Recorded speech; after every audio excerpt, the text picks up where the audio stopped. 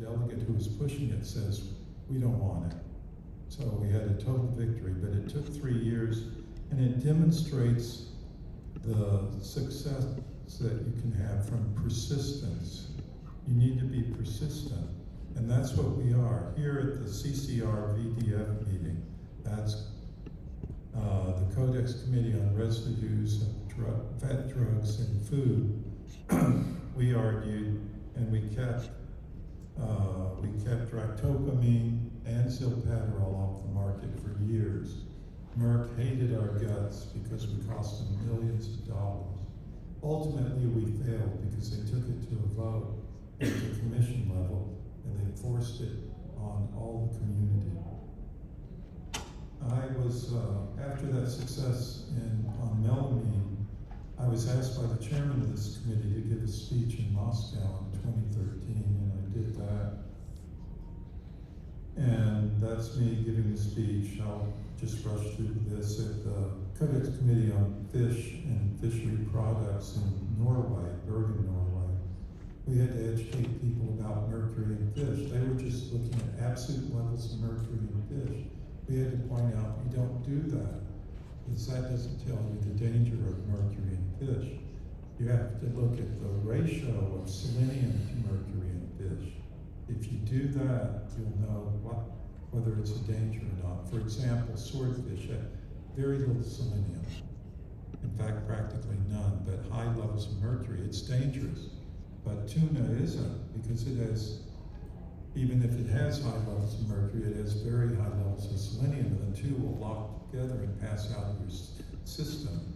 So it neutralizes the bad effects. More meetings. I can't tell you the number of meetings I've gone to. Here is a nutrition committee meeting in Hamburg in 2016. Kat Carroll was there. She'd done a lot of the research for this meeting.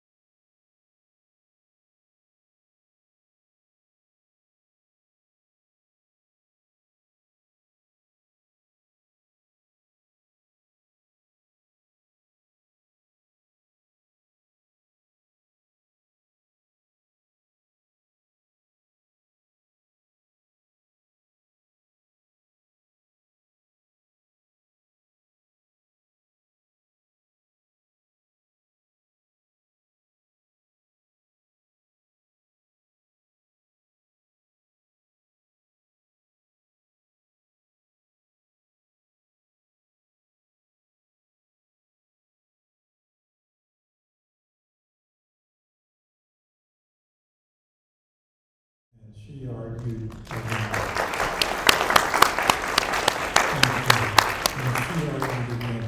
using chemical washes on organic food. They were creating a standard there.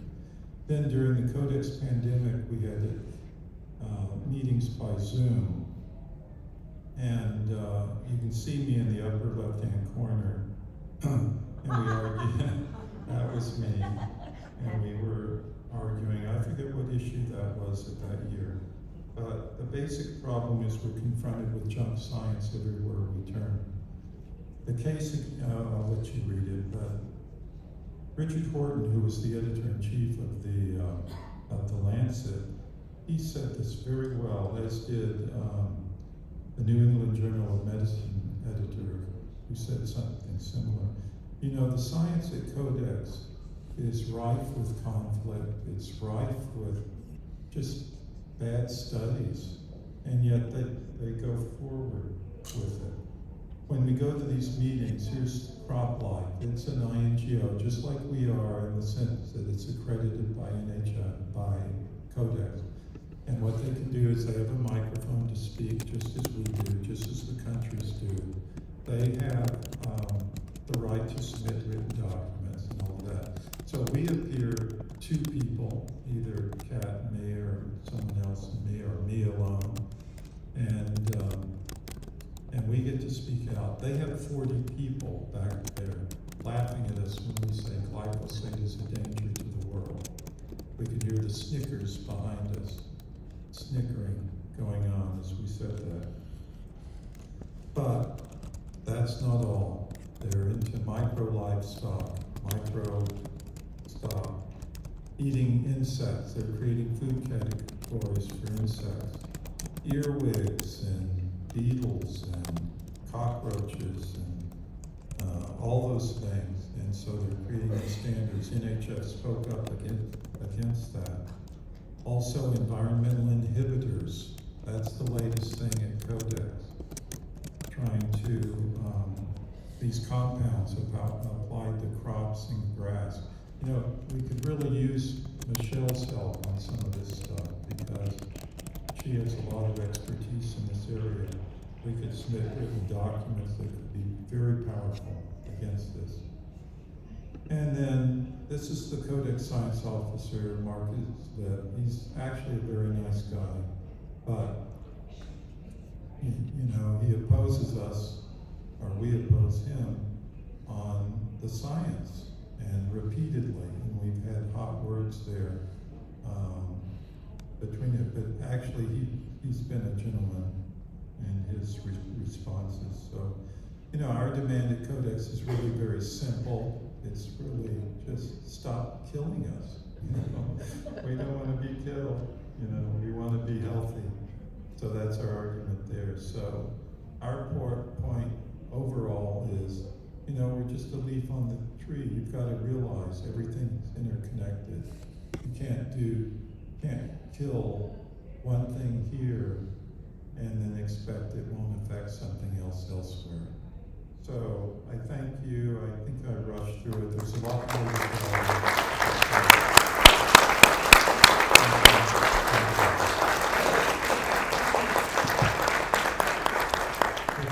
I think I have time for one question if there's anyone who wants to ask a question. If you don't, I don't blame you. Oh, there is someone who raised her hand. I didn't have my glasses on. Is there a microphone for you? Sorry. Oh, thank you, Cece. Without my glasses, I didn't know who it was. So if this all comes top down from beyond the U.S., are we just spinning our wheels if we're trying to fight things here with our own federal agencies and Congress critters or whatever we want to call them? Well, in a way, yes, but in a way, no. If we could turn the U.S. delegation to our side, it would help, tremendously help. The other thing is realize Codex Alimentarius is just about food. Doesn't really cover drugs, except for vet drugs. And so we still need to fight. You know, wherever we can, we need to fight. We need to be persistent. We need to be persistently vocal, that's the key. Don't think that just one avenue is the answer. Do several, meet with your Congress critters. Write them an email, telephone their office, go get your friends together and meet with them again. They'll get so sick and tired of you, they'll do whatever you say just to get rid of you. So anyway, I don't think it's totally wasteful. All right, and then just one other quick question is, the reason for why they're trying to raise or lower the vitamin amounts, supplement amounts, is that so they can suppress our own health and then offer a product to bring that back up? Yeah, good question. For a long time, I resisted the eliminate the population argument. I thought it was just reduced fertility. But you see all the intersecting things. You lower the nutrient density of food, at the same time as you increase toxicity, you have a winning pattern for reducing the population. So that's their goal. And I'm certain of it. I think that's Pardon me, I'm certain of it. Anyway, I'm over time. Thank you.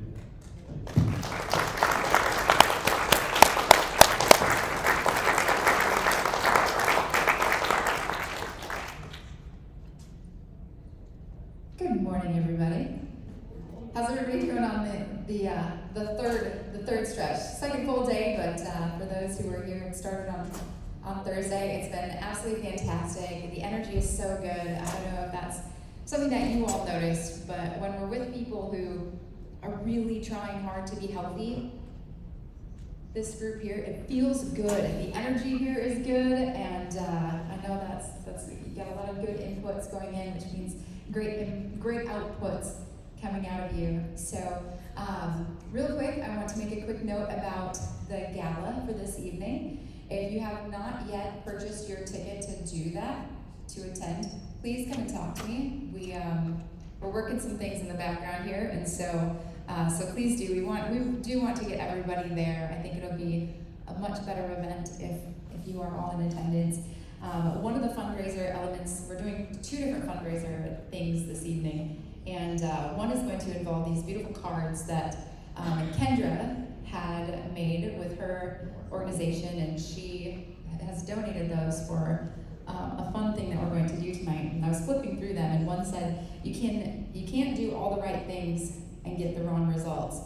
And of all these inspirational cards, I read that, I thought, gosh, we're trying to do all the right things, right? And it's this keep the balloons off the ground game, and that's not counting real work life and kids and all of that. But after listening to all the speakers yesterday, I'm like, okay, Howard's got me over here hitting this balloon that I got to tell everybody about seasonal allergies. Might not be seasonal allergies, but the toxins from harvest season instead. I need to remember to tell everybody that. I've got the wireless panel. I worked out with my corded headphones this morning, which is that's one of the things I pulled out on. I'm I love my earbuds when I run. I can't stand the cord, but I did, thanks to that panel. Newfound conviction on that one. Dr. Judy's got my head going like this, which is always what she does in a brilliant and beautiful way. One of the areas that I think is we all could stand to learn a little bit more about is this next speaker's topic today. And so it's my privilege to get to introduce to you Dr. Stuart Nunnally. Dr. Nunnally maintains an integrative biological dental practice in Marble Falls, Wisconsin, where he and his partners have treated patients from all 50 states and 63 countries. Dr. Nunnally is board certified in naturopathic medicine and is board certified in integrative biological dental medicine. He holds a master's degree in nutrition and in orofacial pain and oral medicine, and he serves on the teaching facility at the Academy of Comprehensive Integrative Medicine and the American College of Integrative Medicine and Dentistry. He holds fellowships from the Academy of General Dentistry, the International Academy of Oral Medicine and Toxicology, and the American Academy of Ozone Therapy. He's doing the balloon off the ground game like a professional on that list. Currently, Dr. Nunnally lectures nationally and internationally on the topics of nutrition and health-centered dentistry. He has a passion for providing patients with a unique, comprehensive dental experience that encompasses the use of aesthetic, biocompatible dental materials in eliminating dental toxicities. Please welcome to the stage Dr. Stuart Nunnally.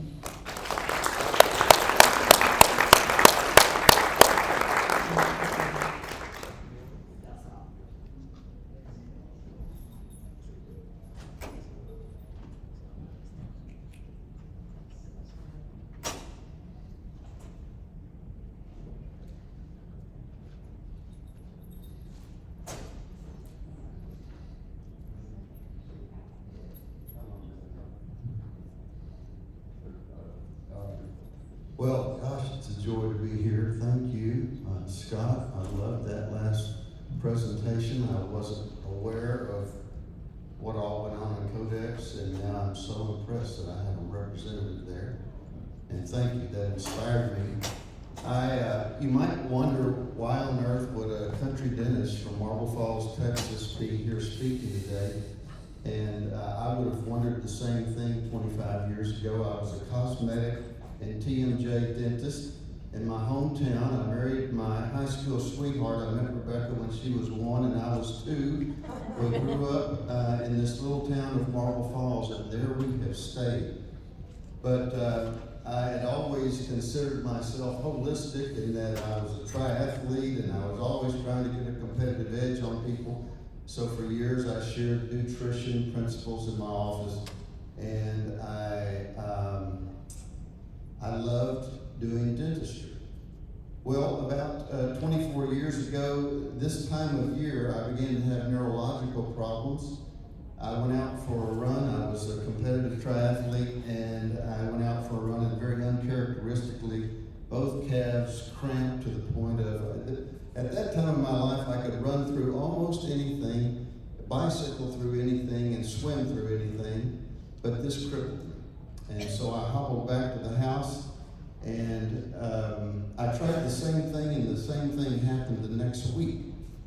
And I began to notice that my muscles were fasciculating. The fasciculating muscle is typically not a great sign. We all had fasciculating muscles. Those little muscles that twitch, and you can see them twitch. But when I would look at my legs, all of my leg muscles were fasciculating. Before long, I began having trouble keeping even my gloves on my hands because they would cause my hands to cramp. And then I had continued weakness. So, after having seen one neurologist for many months, he finally referred me to the ALS Center in Houston. He unsure of whether I had ALS, but I was absolutely convinced of it. And so when I got that referral, I called the grandfather of holistic dentistry. His name was Hal Huggins, and I said, Dr. Huggins, I'm a Texas dentist. You don't know me from Adam, but it looks like I have ALS. Could I come see you? He said, I'll be in Montreal in 3 days. I'll meet you there. And so I went, and it was a life-changing experience for me. It was all I could do to stay out of a wheelchair, getting to the airplane and off in Montreal. I stayed with him, my wife and I both, for 2 weeks. And at the end of those 2 weeks, I was feeling better. And I learned 2 very, very powerful lessons during those times with Al Huggins. One is I learned how to listen to my patients, because when I sat there and he didn't take his eyes off of me in that first hour that we had together, I learned what it was to listen and the power of that.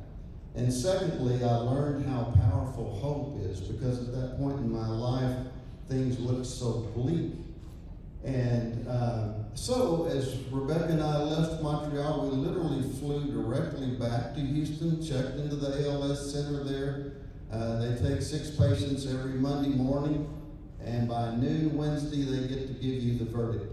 And I was the only one in my group that did not get an ALS verdict. But my issue was mercury toxicity. I had been working and removing mercury fillings for 20 years at that time. I had not placed a single mercury filling in 20 years, and yet I was sitting in a little mercury vapor fog, and it finally caught up with me. This is a little town that I live in, and the Colorado River runs through Marble Falls, Texas. When I was growing up there, it was a town of 1,000. We've grown to a town of 6,000. I'm going to spend 1 minute on mercury fillings because it should be a moot point at this point. 50% of that filling material is mercury, and it leaches out of that mercury filling for the life of it. How much mercury is a challenge for you? Well, that depends on you. There are many folks who tolerate these fillings for many years. There are some folks who don't tolerate them for weeks because we were never designed to accommodate mercury, and some of us respond to it much differently than others. The fact of the matter is these are still widely used in this country, mostly in indigent populations, and if you're going to a dentist who's removing mercury fillings and he doesn't look like he's a spaceman, then you're probably going to the wrong dentist, because a dentist and his staff should have mercury vapor respirators on, and they should be protecting you like nobody's business. If it's done correctly, according to a protocol developed by the IAOMT, which is the International Academy of Oral Medicine and Toxicology, then you should be safe. The protocol is called SMART. It's the acronym for Safe Mercury Amalgam Removal Technique. So let's move on to those things that I think are really distinguish a biological dental practice from the traditional dental practice. Most of my practice has been influenced by the work of this man. I'm so proud of this man that he was in our profession, and I had a dear patient who even found me 2 signed copies of his works that he did, believe it or not, published in 1923, describing all of the systemic health consequences as a result of dental infections. Much of that revolved around root canals. All of the teeth that you see there that have little white lines in them are root canal treated teeth. So a root canal involves removing the nerve and the blood vessels from a tooth. And in this case, these 4 root canal treated teeth were done actually impeccably. The problem is that the dentist who performed them could not get to the miles of little microscopic tubules within the teeth, so those teeth continue to harbor the bacteria that are shown in these electron micrographs. All of the little porosity that you wouldn't think that a tooth was like honeycomb, but it is like honeycomb. And it has miles and miles of tubules which continue to harbor the bacteria that then have a beautiful warm incubator to grow and to produce their toxins in without any interruption, because once a root canal is done, the blood supply has been severed to the tooth, and you no longer can supply your own immune system to take care of the infection. This, for example, is a tooth that I submitted for DNA analysis. This was a perfectly done root canal treated tooth. There are 29 different anaerobic bacteria represented on that chart from that one tooth in a perfectly done root canal treated tooth. I've literally submitted thousands of teeth for DNA and toxicology data, and never once have I found one that was sterile or was not inhabited by a large number of bacteria. I don't mean to scare you, because in this audience, I promise you, there are many root canal treated teeth. I want you to know that I have 95-year-old patients with root canal treated teeth, and I don't think the root canal treated teeth are going to kill them. I'm just here to tell you that it can be a challenge, and over again, we've seen the beautiful revival of systemic health when these sorts of issues are taken care of. So I wanted to show you what sort of resistance you would meet with if you introduced this topic to your general dentist or to an endodontist. In fact, if you go on their website right now today, unless it was taken down last night, it would say, in the 1920s, Dr. Weston Price presented research suggesting that bacteria trapped in dental tubules during root canal treatment could leak. They could leak. In other words, he described in the literature years ago leaky teeth. The way we talk about leaky gut today, Weston Price was talking about leaky teeth. And he said they can cause any type of degenerative systemic disease. And he demonstrated this in this research, which was published in 1923. Almost any type of degenerative systemic disease, arthritis, diseases of the kidney, heart, nervous, gastrointestinal, endocrine, and other systems. This was before medicine understood the causes of such disease. Isn't that interesting that that would be on the American Association of Endodontists fact sheet?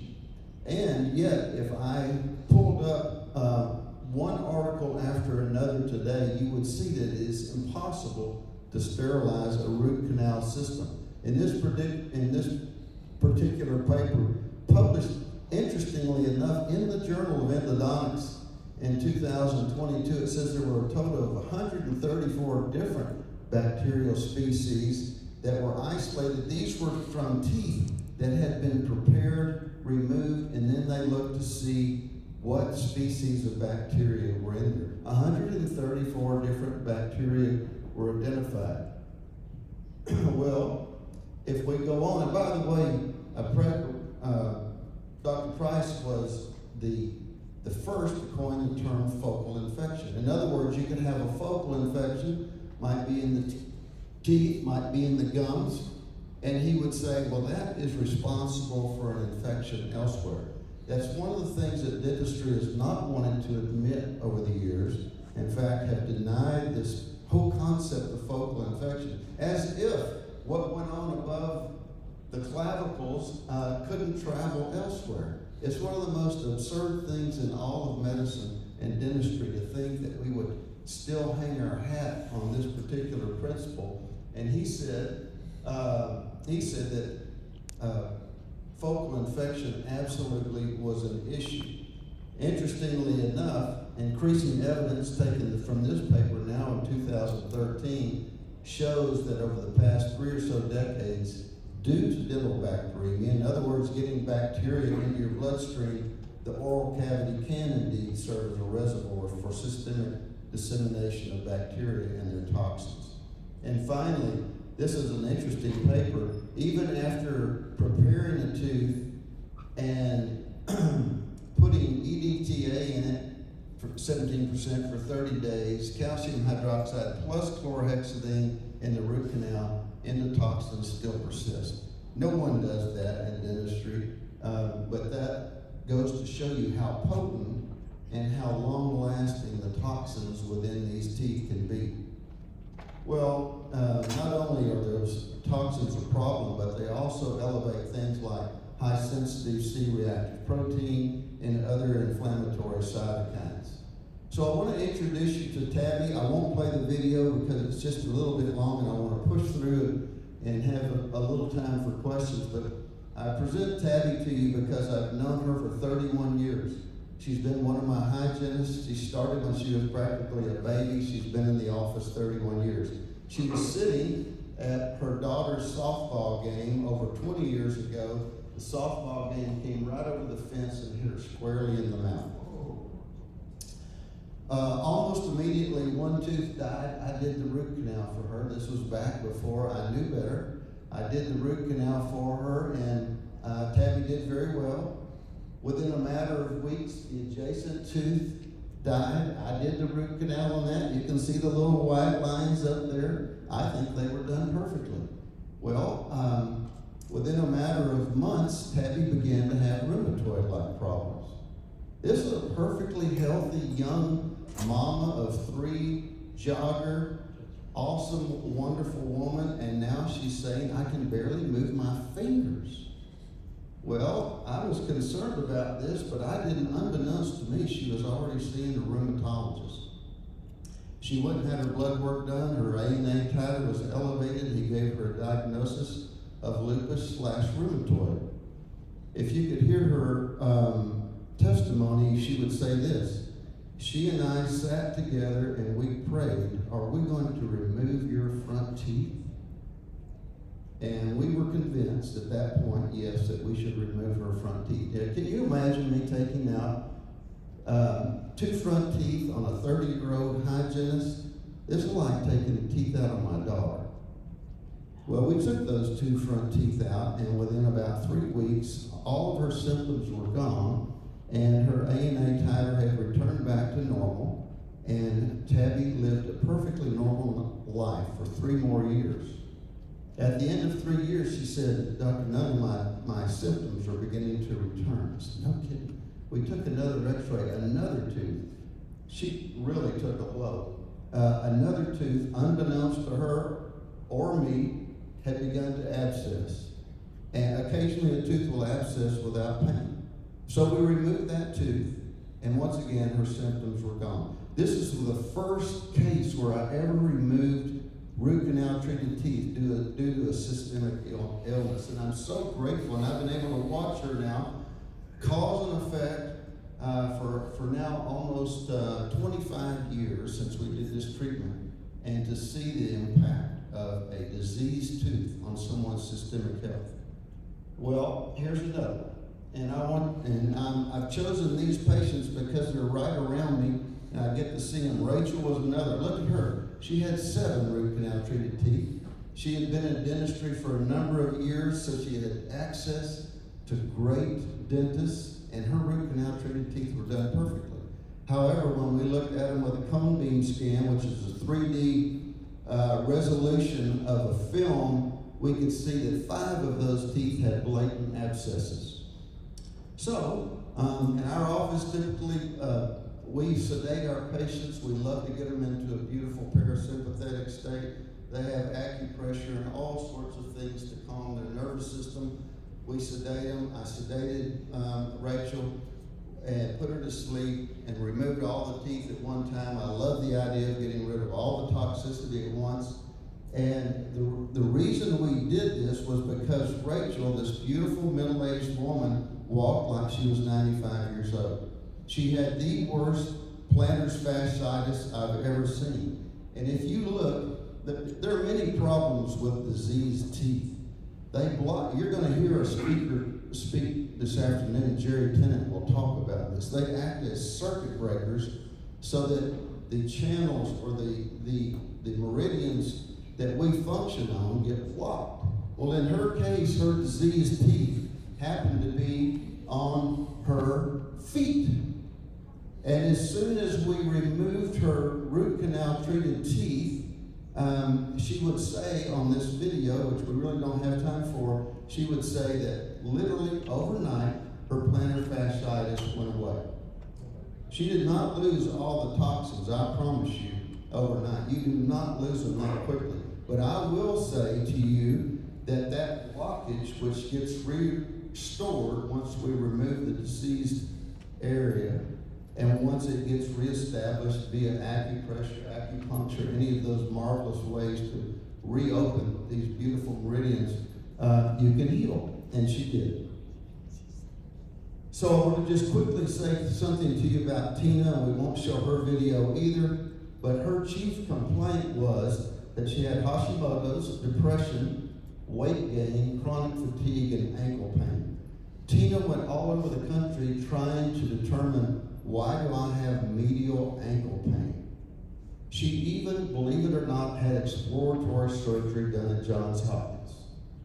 Nobody could find out why she had medial ankle pain. Or, in her case, the other thing that concerned her, and one of the reasons she had depression was she had this intractable pain. Well, we did her dentistry. We cleaned out the areas where she had had teeth removed before, which were diseased. She had cavitations, and her medial ankle pain went away right away. And of course, it improved her depression. But I want to show you this particular I want to show you this particular article. First of all, once again, you have reference that the American Association of Endodontists is real fond of saying dental infections don't impact our systemic health. But look at the title. Maybe you can read this title. The title of this article is Increased Root Canal Endotoxin Levels Are Associated with Chronic Apical Periodontitis, which is an infection at the tip of the root of the tooth, increased oxidative nitrosative stress, major depression, severity of depression, and a lower quality of life. Now, would you ever think that a root canal treated tooth could influence your level of depression or your quality of life, especially if it's totally asymptomatic? It can. In her case, her depression went away, her medial ankle pain went away, and I wanted to share that with you because of the systemic implications associated with diseased teeth. Why? And listen, Dr. Price, Weston Price, knew nothing about he knew there were toxins and he knew there were bacteria, but he didn't know what the toxins were. The toxins are lipopolysaccharides. They're the same toxin that you see in leaky gut. So when you see leaky gut and leaky teeth, you're getting the same endotoxins.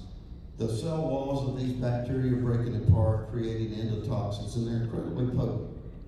So I wanted you to see that, and once again, that's the meridian chart that I was associated with. Tina will move on. This is typical of what chronic apical periodontitis looks like. It'll be a black lesion at the bottom of a tooth. There's no one that knows more about that and has written more about it than the next speaker after me, and that's Tom Levy. He's written an incredible book and many, many other articles associated with this and the impact on our health. If you look at this image on your left, you will see it's actually the exact same image as you have on the right, but the right image is a 3D image and the left image is a 2D image. If you look at the right image, you'll see little black holes around the bottom of that molar that you don't see on the left. So when a dentist takes a 2D image of your teeth, he does not see everything. You cannot see everything surrounding the tooth. In fact, Tom Levy talks about in this fabulous book, he talks about it in this, in fact, I'll just go to it, Hidden Epidemic. He talks in that book about 17 studies being done worldwide to determine how often teeth have infections at the base of them that you can't see in 2D imaging. In those 17 studies, 40% of root canal treated teeth worldwide, 40% of them have obvious disease. So think about this, 25 million root canal procedures will be done this year in the US. 40% means 10 million of them will fail blatantly. Can you imagine any other procedure in the world where 40% fails, but you've not been informed about it? If you went to your endodontist and he told you this, listen, I'm going to do a root canal for you, and it's only $2,500 bucks, but we've got a 40% chance of it blatantly failing. I'm telling you right now, you're never going to get all the bugs out of it, but a blatant failure is something that has this sort of black radiolucent area at the base of the tooth. And then what if he told you this? What if he told you, and then also I'm sorry to tell you, but it's going to predispose you to